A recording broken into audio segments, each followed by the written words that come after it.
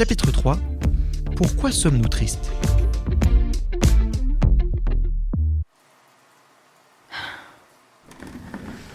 Bah alors, pas la forme on dirait. Ça va.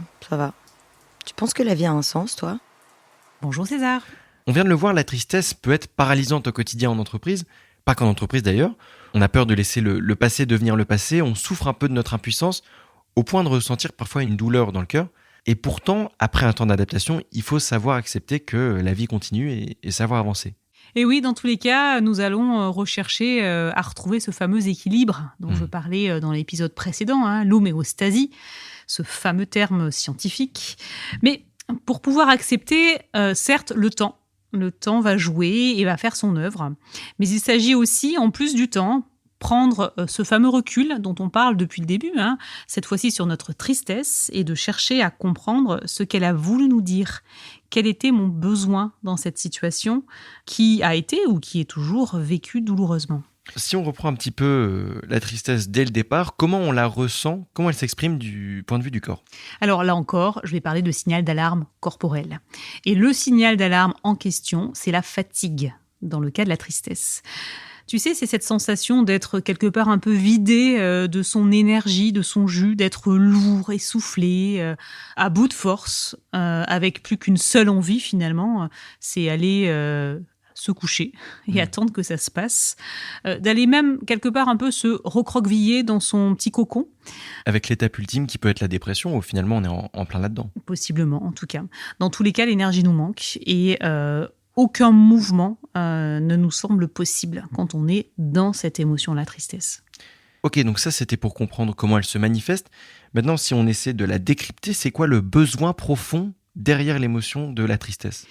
Eh bien, en général, c'est un besoin de calme, d'apaisement, de sens, surtout de sens et d'harmonie, qui est caché derrière la tristesse.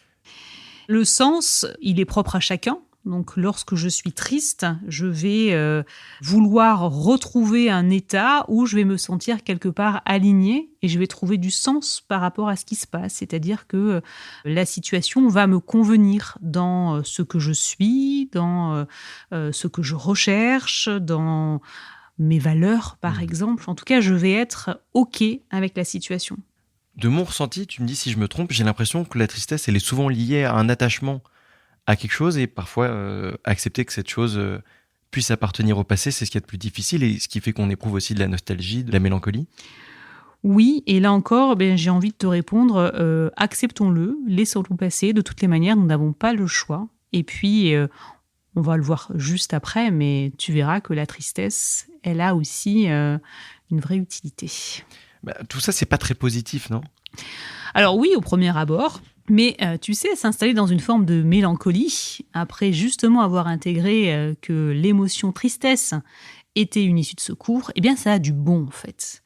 Ça favorise cette fameuse quête de sens, de compréhension, de comment on fonctionne, de ce qui est important pour nous, mais aussi la compréhension des autres, ce qui permet de développer notre bienveillance et notre empathie. Tu vois où je veux en venir ? Complètement, tu vas me parler de l'intérêt de cette émotion dans les entreprises, je pense. Oui, exactement. Si la tristesse contribue à développer chez chacun de nous ces deux qualités, alors, j'ai envie de dire, on a tout à y gagner. Donc soyons bienveillants, soyons empathiques, acceptons d'être tristes, mais sachons aussi nous relever. Comment on fait pour se relever quand on est triste ? Comment on peut sortir de l'état de tristesse ? Eh bien, je vais te faire encore une fois la même réponse. On va laisser passer. On va accepter, on va essayer de nommer finement ce ressenti, au-delà de la tristesse, c'est quoi la palette émotionnelle qu'il y a derrière ? Est-ce que je suis malheureux ? Est-ce que je suis mélancolique ? Est-ce que je me sens désabusé ? Est-ce que je me sens désespéré ? Il y a tout un vocabulaire, encore une fois, toute une palette émotionnelle qui sera différente chez les uns et chez les autres. Et puis, encore une fois qu'on a fait cette analyse-là, c'est prendre du recul et puis comprendre, là encore, c'est toujours la même histoire. Quel a été le déclencheur ? Qu'est-ce qui s'est passé de manière très objective et très factuelle ? Quelle a été ma perception automatique, très certainement issue de mon vécu ?